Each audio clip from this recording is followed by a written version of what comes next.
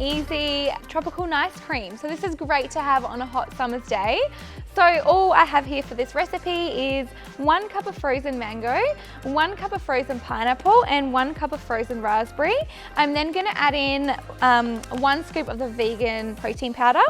I'm going to add 1 teaspoon of the acai berry powder, and I'm going to add a dash of almond milk. So to make this one, we're going to chuck it into the blender. So pop all your fruits and your powders in there and just gradually add the milk.